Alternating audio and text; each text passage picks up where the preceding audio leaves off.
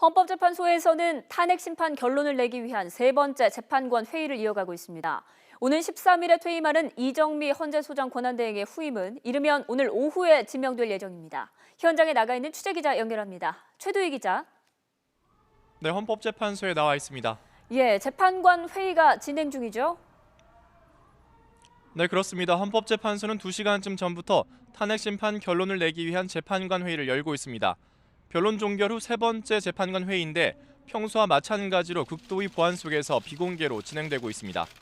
앞서 오전 9시를 전후해 이정미 헌재소장 권한대행 등 재판관들도 이곳 헌재로 출근했는데요. 헌재는 재판관 회의에서 박 대통령 파면 여부를 결정하기 위한 법리 검토를 시작한 것으로 알려졌습니다. 이 권한대행의 퇴임일 등을 고려하면 재판관 회의는 앞으로 많아야 5차례 정도 더 열릴 것으로 보입니다. 오늘 회의에서도 재판관들은 박 대통령이 파면을 당할 정도로 중대한 위법 행위를 했는지를 놓고 의견을 주고받을 것으로 보이는데요. 주심 재판관인 강일원 재판관이 사건 쟁점에 대해 검토 내용을 요약 발표하면 나머지 재판관들이 각자 의견을 내는 방식으로 진행됩니다. 특히 이정미 권한대행 퇴임일인 오는 13일까지 이제 열흘 정도 남은 만큼 평일에는 매일 회의를 열 예정입니다. 또 변론이 끝난 이후에도 국회 측과 대통령 측은 의견 보충서와 참고 자료 등을 이곳 헌재에 제출하고 있는데요. 이렇게 막판까지 자료 제출 경쟁을 벌이는 건 재판관들을 마지막까지 설득하기 위한 차원으로 풀이됩니다. 국회 측과 대통령 측은 반박에 필요한 법리적 주장 등을 정리해서 제출한다는 방침인데 오전에는 대통령 측 서석구 변호사가 참고 자료를 추가로 제출하는 것으로 확인됐습니다.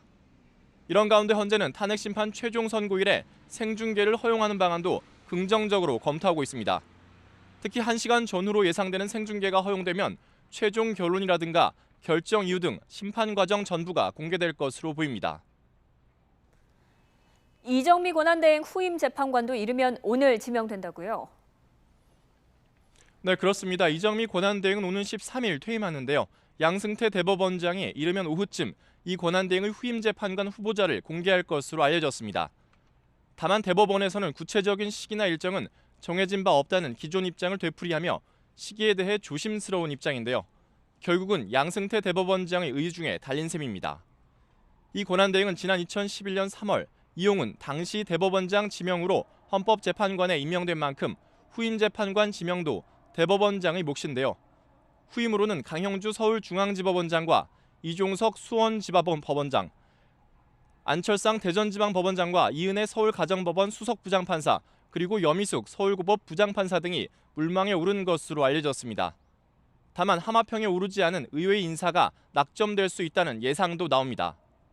이 권한대행의 후임은 국회 인사청문회와 대통령 권한대행의 임명 절차를 거쳐야 하기에 임명까지는 적어도 한 달 이상 시간이 걸릴 전망입니다.